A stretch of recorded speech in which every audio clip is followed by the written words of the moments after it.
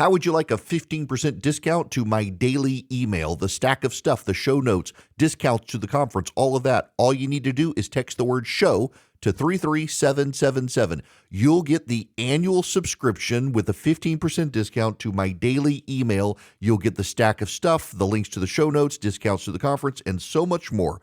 All you have to do is text the word show, SHOW, to 33777. Text show to 33777.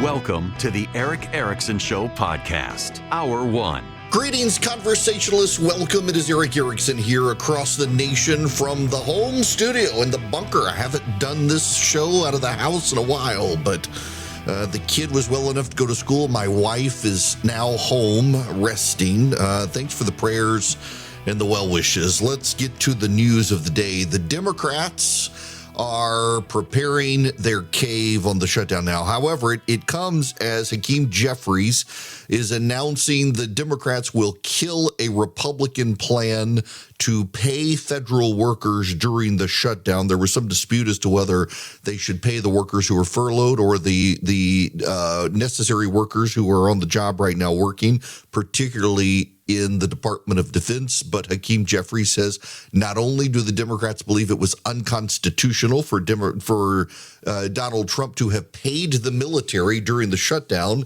they refuse to cooperate in paying any federal employee while the government is shut down, demanding Republicans come to the table.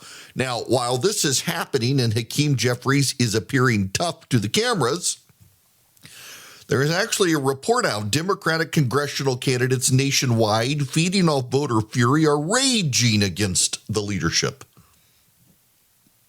This is from Axios.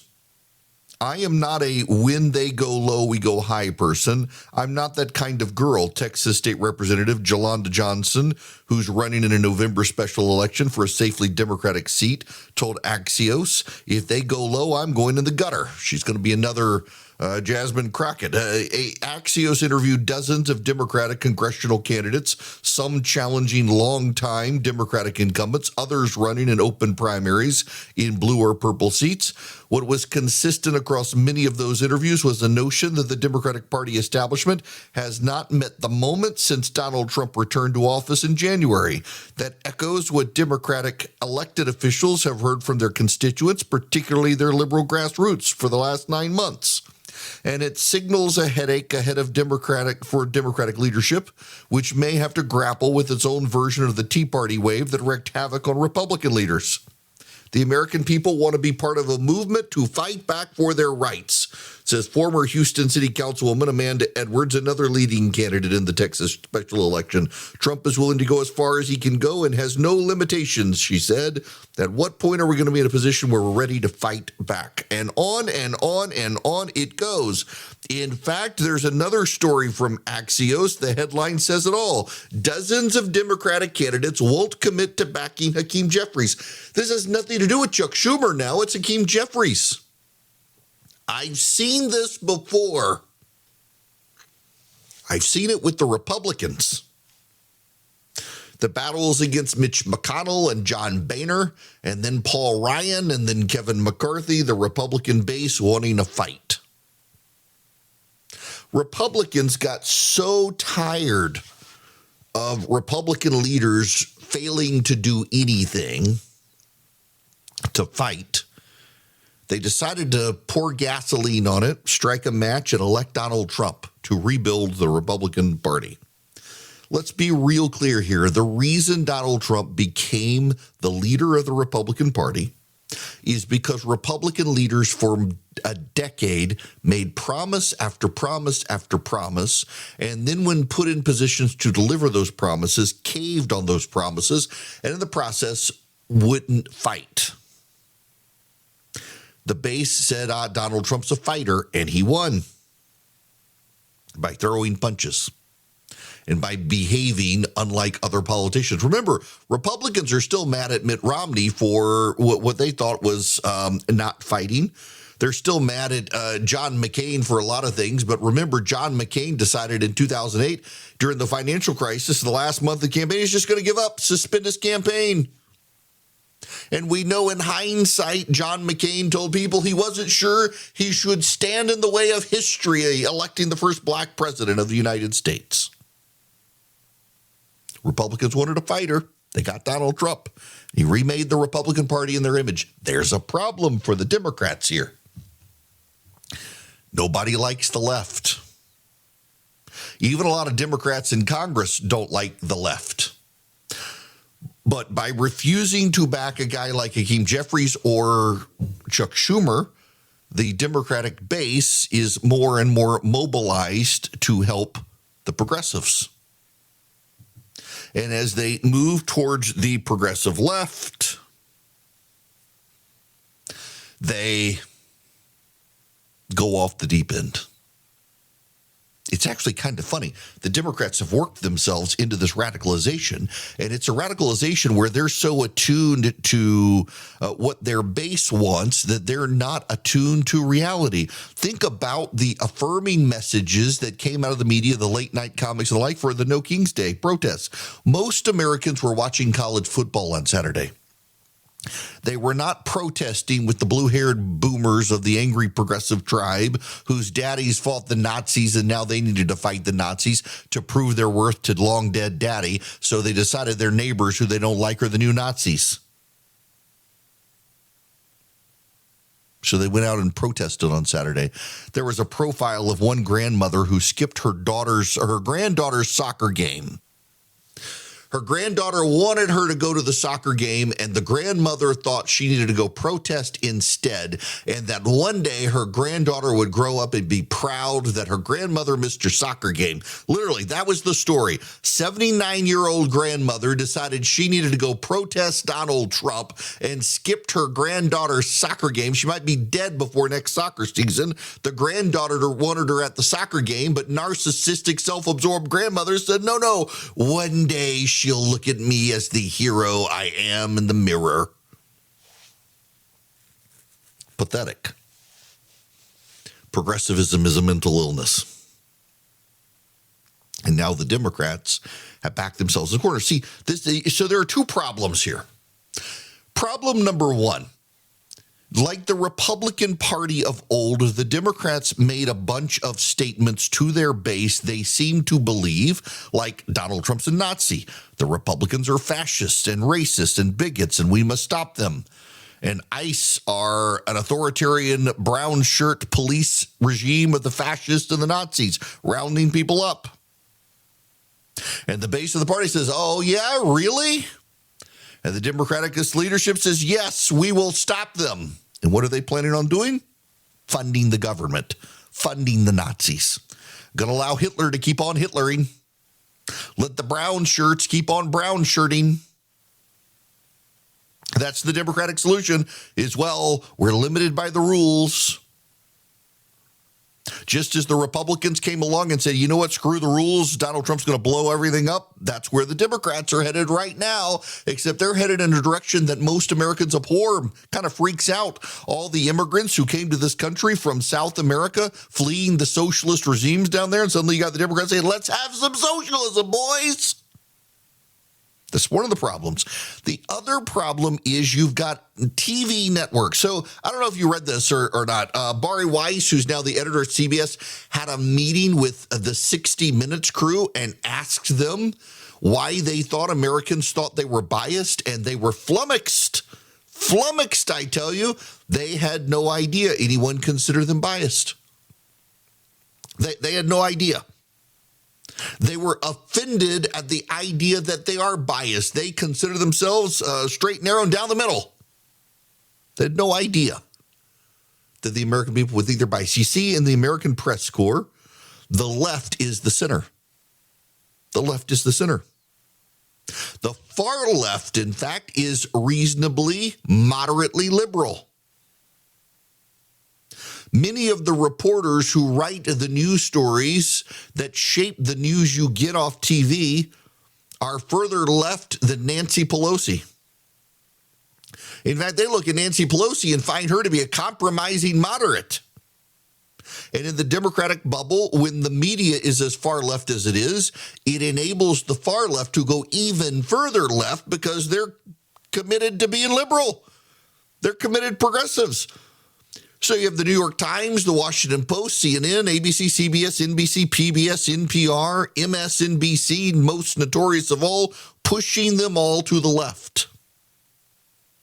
You have national public radio broadcasts. You even have left-wing talk. So, I'm trying to make my way onto stations up in the upper Midwest, was reaching out to some Wisconsin stations. I was stunned. You've actually got a larger progressive talk radio network in Wisconsin than you do a conservative talk network. We all laugh about Air American, how they couldn't stay on air nationally, but locally in some states, in Washington State, in Vermont, in Minnesota, in Wisconsin, you've got some major progressive talk radio outlets. And they do well. They're heavily subsidized, but they have an audience, and they think they're reasonable. I mean, think about this. You know what the biggest criticism from the left is about national public radio? Do you have any idea? It's that they're too balanced. They should pick a side. I'm not making that up. That's actually the research. You and I look at National Public Radio as being on the left, reliably progressive, and the left looks at National Public Radio as too compromised, too willing to depict the other side kindly. It's the same thing. MSNBC, they have a Republican on. They get outraged by it. Outraged. They don't want anyone penetrating their bubble. And as a result, they think that their bubble is reality. And as a result, they think the far left is mainstream in America. And as a result, they are more and more detached from the American public. They're more and more attached from where the public actually is. And so every incentive in the Democratic Party, from the donors, the Alex Soros types, to the media, to where the base is, to where the rhetoric of the elected officials is pushing them further and further to the left. And it's normalizing progressivism for them in a violent, radical way that detaches them from everyone else. So it becomes harder and harder for them to actually win.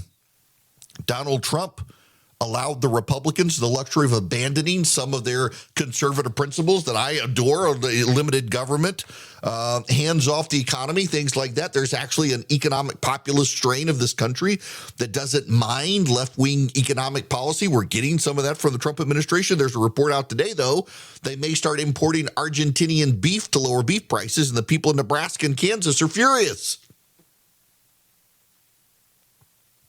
But Trump actually is moderate.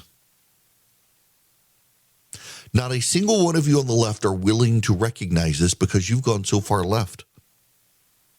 But Donald Trump is to the left of me on social issues, and Donald Trump is to the left of me on economic issues. Now, a lot of people who have embraced Donald Trump, who long considered themselves conservative, call him a conservative.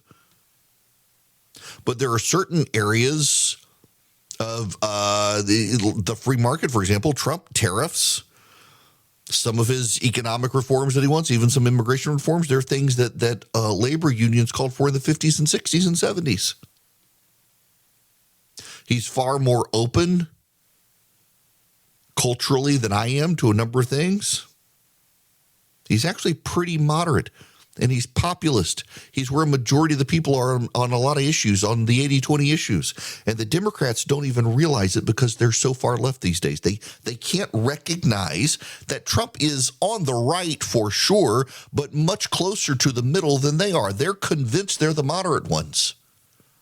And the data suggest otherwise, and the people of the United States suggest otherwise. And the Democrats have no clue. And it's the leadership's fault. When you're a Democratic leader and you say Donald Trump is Hitler, but you're prepared to fund him if you get health care, you radicalize your base. How can you fund Hitler? You said he was Hitler. How can you fund him? And now that the No Kings protesters have left, the boomers have gone home for their Metamucil, the Democrats in Congress have now decided it's time to reopen the government. They're beginning to whisper. Perhaps we should reopen so we can get this healthcare deal. The Republicans are signaling, if you go on and reopen the government, we'll start talking about fixing the healthcare problem. We'll give you a vote on the legislation. We can't guarantee it passes. But November 1st, if you wait until November 1st, it's too late. And some Democrats are actually saying they should wait until November 1st so that all the healthcare subsidies go away because they didn't want them anyway. They voted to get rid of them. But once they go away, then they can blame the Republicans. They think. But here's the thing. They will not have only gotten nothing. They'll have made it even more difficult to get those healthcare subsidies back. The Democrats have never shut down the government before. They're not really good strategic thinkers when it comes to how to play this. And it's starting to show. And the polling is shifting pretty dramatically in favor of the GOP position right now. Y'all, I have been waiting to tell you about Cove Pure. I'm so excited.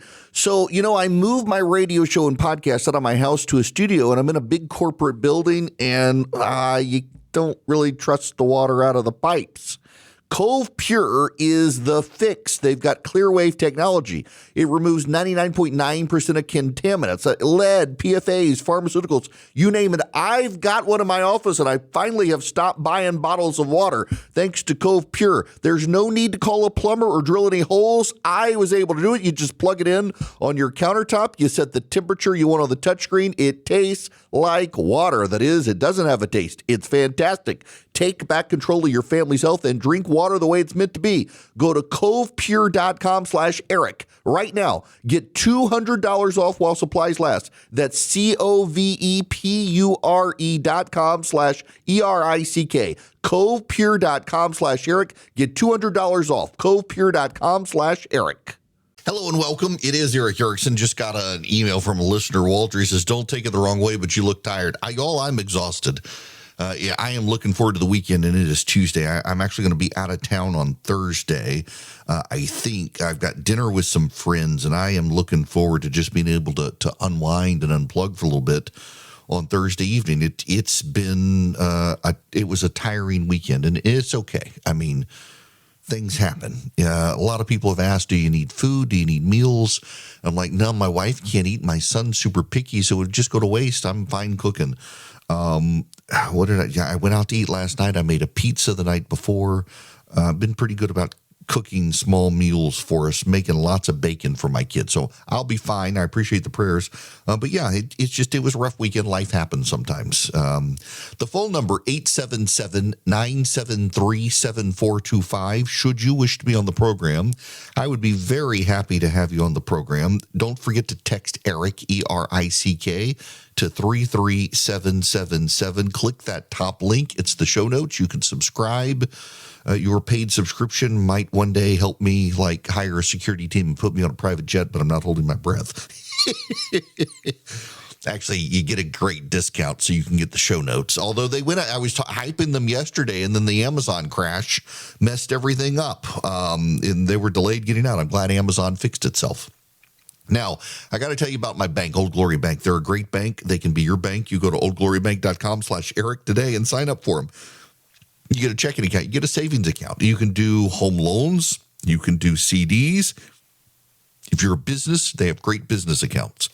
They're actually very hands-on with businesses, and you're not going to have to worry about the debanking trends. That's why Old Glory Bank was started, to fight against the debanking trends where progressive shareholders get interest in banks and say, no, you're not allowed to do business with this company or this person, or you're not allowed to have people use your debit card to buy a handgun. They're pro-Second Amendment. They're pro-First Amendment. They are pro-America. You go to oldglorybank.com/Eric today. You sign up. Your kids can get a custodial account with them. You can even deposit cash, even though they're an online bank. They have figured that out. Their app is great. Their bill pay is great. Their budgeting tools are great. oldglorybank.com/Eric. oldglorybank.com/ERICK. They really are my bank. I've got the no-fee checking and a no-fee savings account. You can get the premium accounts. If you're a veteran, first responder, active duty military, you can get the waiver of some of the fees for the premium accounts as well. Go to oldglorybank.com/Eric today to find out more. oldglorybank.com/ERICK. Member FDIC, equal housing lender. Terms and conditions apply. Welcome back. Happening now. Speaker Mike Johnson just wrapping up his press conference. You got some questions on the Epstein matter, among other things. While congressional Democrats continue their dangerous political games, the bipartisan House Committee on Oversight is conducting its investigation into the heinous crimes of Jeffrey Epstein. And it has continued. It has not stopped during the government shutdown. You have some of the, as I'd like to say, some of the toughest bulldogs in Congress on the Republican and Democrat side, who are united in this cause for maximum transparency of the Epstein files. I'm for that. Chairman Comer is for that, the Oversight Committee chair. You'll hear from him in a moment. All these leadership team are, all the Republicans in the House are for maximum transparency and always have been. My good friend, Chairman James Comer, is going to give you an update on that shortly, but I just want to make a couple of key points very clearly before I bring him up here. Congressional Democrats are rudderless right now. I don't know how else to describe it.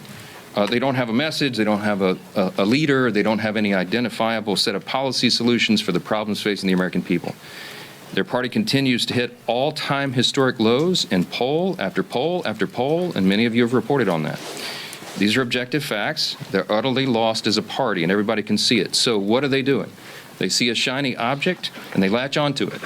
Democrats did not say one word about the Epstein files for the entire Biden presidency. They had all the files in the Biden DOJ. They didn't say a word about it. 4 years, not a word.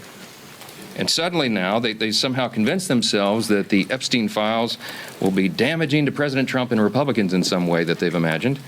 And so they feign outrage.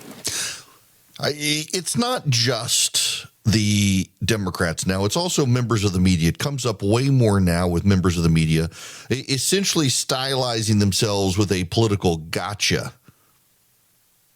And there's not going to be people are going to be sorely disappointed. I do think, however, that if they can release the names, as you know, they promised they're going to release names.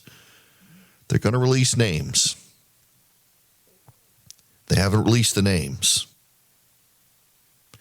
I think they should release names. They haven't thus far. A little more Mike Johnson from this press conference a short time ago. Nonpartisan CR, they're going to get hammered. Another insider said in that same story, quote, "We would have enough votes to reopen the government if people were not terrified of getting the guillotine." Okay? They mean it metaphorically, but in a political sense, that's exactly what they're concerned about. And think about the fact that we're just laying out here. These are simple facts. We come out here every morning and remind the American people of what's going on. Do not let them distract you from the facts. The American people would have an open government if Democrats were not terrified of their radical base. That is the headline. Every single one of you should write that. And that's the ugly truth. The Democrats are not governing in good faith. They're covering their own tail. They're out here decrying the so-called forthcoming health care crisis, they say. It's the one that they themselves created. The Democrats created Obamacare. They're the ones that created a subsidy with an expiration date. They're the ones that did all of this. Republicans are trying to fix it. And they're trying to blame Republicans for the crisis they themselves created. They cry foul when we won't bail them out of their own shutdown. I don't have anything to offer, as I've explained. I don't have any partisan priority I can pull off of the CR to make it more palatable for them.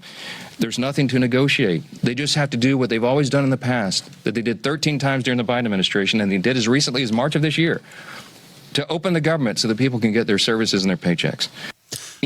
There's the speaker making the case. As I said, the Democrats actually are scared of their base now that No King's Day is over. They'll plot how they cave. They want to save face. They're hoping some Republicans cut them some sort of deal. We'll get to that deal here in a little bit. But first, we got to get to this. Russia talks are off. Not going to happen. The president had wanted to go to Budapest to meet with Vladimir Putin, and no dice on that. They are, in fact, the Russians doubling down and saying there was never any path forward to meet in Budapest. This is from CNN.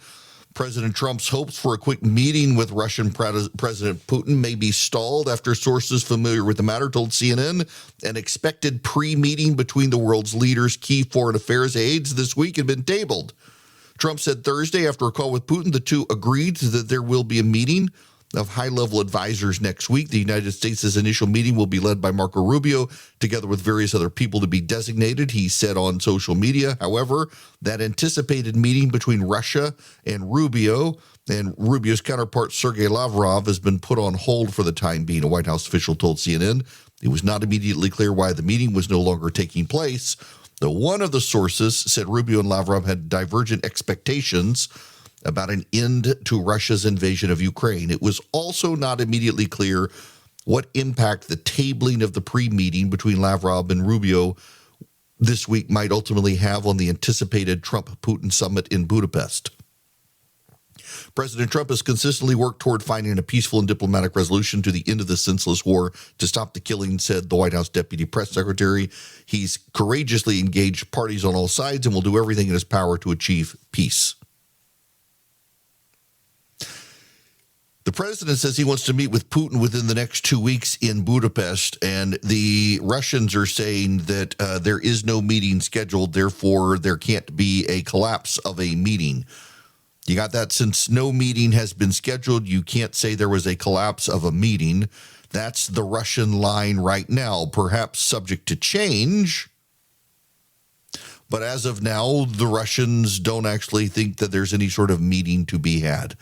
Now, related to that, I think people forget that Putin has almost designed a war in which he must continue fighting.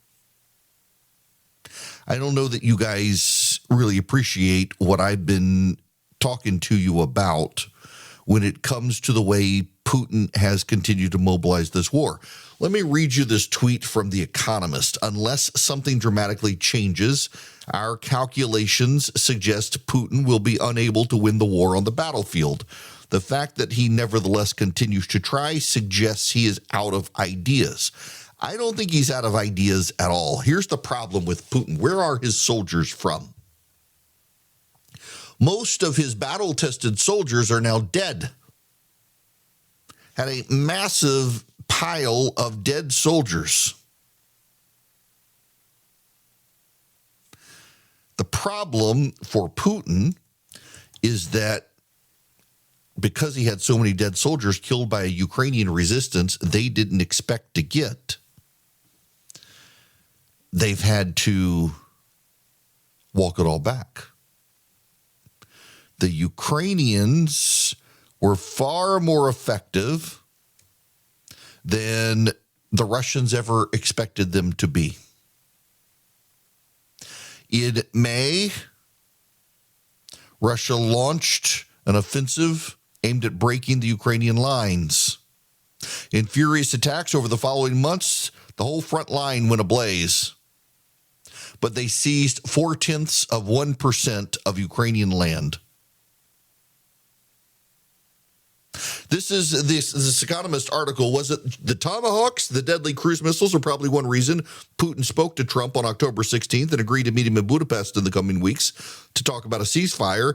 Trump claims to have told the Russian leader during the talk, would you mind if I gave a couple thousand Tomahawks to your opposition? But the next day, meeting with the Ukrainian president, Volodymyr Zelensky, the president seemed to backpedal. Regardless of whether and when America decides to supply Ukraine with the missiles, Putin has deep worries. According to an analysis by The Economist, it is paying a huge cost in return for minimal gain in the battlefield. Russia's summer offensive is winding down, meaning the West focus on the grinding progress its troops have made and the shortage of Ukrainian manpower it has exposed, but that it too looked down, but I'm sorry, there's a typo here. That is to look down, I think is what they mean to say. That is to look down the telescope from the wrong end. More striking is how little territory Russia has taken in its third and largest offensive, and the terrible cost it has paid in men and materials. Unless something dramatically changes, Putin will be unable to win the war on the battlefield. He is perhaps out of ideas. Exactly how poorly Russian forces have fared is impossible to tell, but data from satellites and shifts in areas of control suggest when the fighting is intensifying, and that permits a rough guess. The lines up well with more than 200 credible estimates of casualties from Western governments and independent researchers. Combining these facts allows The Economist to estimate Russian losses and track them over time. Our meta estimates suggest that from the beginning of the full-scale invasion to January of this year, Russian casualties amounted to between 640,000 and 877,000 soldiers, of whom 137,000 to 228,000 have died. By October 13th, those totals had risen by almost 60% to 984,000 to 1.4 million casualties, including upwards of 480,000 dead. Russia's losses have not been a commiserate gain in territory. Since the battle line stabilized after Ukraine's first counteroffensive ended in October 2022, they barely moved. No large city has changed hands. At the pace of the last 30 days, seizing what remains of the four regions Mr. Putin already claimed, Luhansk, Donetsk, Kherson, and Zaporizhia, would take until June of 2030. For Russia to occupy all of Ukraine at its present rate would take 103 years from now.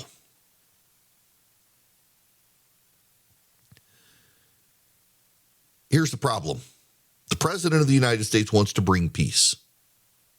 The President of the United States has dangled Tomahawk missiles over the head of the Ukrainians, suggesting they could use them, and then he walked it back after Vladimir Putin caused him. Keep in mind, Vladimir Putin called Donald Trump, not the other way around. It was Putin who wanted to talk to Trump, not Trump who wanted to talk to Putin. Trump was happy to give the Tomahawks to Ukraine after he talked to Putin, and Putin dangled peace. Trump was like, well, maybe we won't give him the Tomahawks. Putin's played a game. The Economist thinks the Russians have run out of ideas. I don't think they have. I have a theory. It's a personal theory. I'm not an expert. You all know this. I do talk to the experts. Here's my theory. The Russians have, according to estimates currently, upwards of 1.4 million casualties. Now, casualties, if you don't know, that doesn't just mean dead. That means wounded. But up to 480,000 dead. Where have they gotten their replacement soldiers from? Russia is a nation of a population in decline. They got their soldiers from prison. They let men out of prison, criminals out of prison, told them if they go fight for a certain period of time in Ukraine, they'll get their freedom. So they sent them to Ukraine, and they've made them battle-hardened, battle-tested murderers. You can't really repatriate those people. You haven't rubbed the criminality off of them. You just made them more effective killers. But that's what Vladimir Putin did. And it was because Putin really did believe that he could beat Ukraine. Putin really did believe he could invade and take over and topple the government. They really did miscalculate that. Remember the very first weeks, they were paratrooping into the airport in Kiev? And they were slaughtered. The Russians were slaughtered by even the civilians in Kyiv. They were shooting the paratroopers out of the sky. The Russians thought they would have this won in 2 weeks. It's been years. And they sent a bunch of criminals. And turned those criminals into efficient killing machines on a battlefield. Putin can't repatriate those people. He's got to keep the war going. His entire economy has realigned towards war. He's made it a patriotic cause. He's starting to shove more people out windows. That's another trend. Hadn't gotten noticed a whole lot, but the number of people who are suddenly falling out of windows in Russia has gone up again.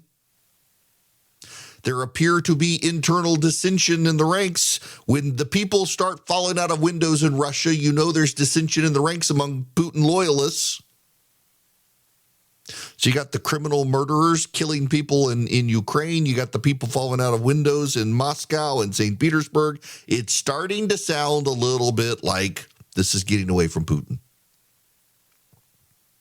And he doesn't know how to wind it down. It's not that he's out of ideas. He knows that he can't bring those people back or his days are numbered. So he can't have peace. This could actually make you more dangerous, actually. I mean, I don't think Putin he's got nothing to lose if he launches a tactical nuke at Ukraine. I don't think he's got anything to lose. Ukraine gets Tomahawk missiles. I will be honest with you, I'm kind of there. Let them blow up the drone factories and the refineries that are fueling the Russian war. I think that could be a provocation for Putin to expand the battlefield. Although I will tell you, I was talking to an expert the other day who said the reality is the Russians can't. They're having a show of force, but it's not a big show of force that they can actually pull off. And the Chinese are not with them on expanding the battlefield. So Putin would be on his own. And given the way the Russian soldiers have played it out so far, they'd lose. Looking more and more like the odds are with Ukraine in this one. Russia needs to find a way out. Donald Trump is willing to give them a way out. But Putin can't afford to repatriate the people on the front lines of Ukraine. I guess he could get them across the border and kill them all, but I don't know that he wants to even do that. People would start to ask some questions. At some point, it's starting to look like Putin's days might be numbered. Hello there. Welcome. It is Eric Erickson here. The phone number is 877-973-7425. Should you wish to be on the program, I would be very happy to have you. I guess it would help if I actually got into the call screening program, wouldn't it? Yes, I bet it would make a real difference. Now, we gotta move on, and I need to tell you there's a story that is hitting the wires. Some Republicans starting to go wobbly on the shutdown. Republican leaders on Capitol Hill quietly ramping up talks within their senior ranks and with the White House over how to structure and advance a potential extension of key Affordable Care Act insurance subsidies for the end of the year. One option under serious consideration is, once the government shutdown ends, attaching a revamped subsidy framework to a small bipartisan package of full-year funding bills or a long-term stopgap running through early next year, the people said. GOP leaders have been encouraged as some of the party's most conservative members warm up to potentially passing an extension, albeit with major provisos. Key Republicans have floated a list of possible ways to curb the subsidies without eliminating them entirely when they expire December 31st. Those include imposing an income cap on beneficiaries, forcing some individuals to pay a minimum out-of-pocket premium, or grandfathering in current enrollees while cutting off new enrollments. Looks like the Republicans and the Democrats are going to strike up a deal to extend the Obamacare subsidies, the very subsidies the Democrats themselves voted to get rid of. Funny how that works. Now, when we come back, we have to shift to the Colombian problem and the president there wanting our president assassinated. I got the details. But first, I got to tell you about Americans for Prosperity, because they are fighting for common sense conservative solutions down to the local level across the country. They are the largest and leading grassroots group in the country, and they happen to be on our side. They're committed to limited government. They're committed to expanding freedom. They're committed to families and small businesses. If you go to afpvolunteer.com, you can sign up with AFP today. Again, they're in every state now, and they are pushing for real reforms. They're making real progress on getting good conservatives elected and good public policy adopted. Even if you don't want to be active in like advocacy, you can just stay really informed with AFP on what are the good policy solutions out there. You think the conservatives have no good ideas on issues? They got lots of great ideas, and AFP puts a spotlight on them and tries to get them passed. Go to afpvolunteer.com today, afpvolunteer.com. I'm on the board of advisors. I do lots of events for them around the country. I'd love to see you at one of them, wherever you are, afpvolunteer.com. Sign up with them today.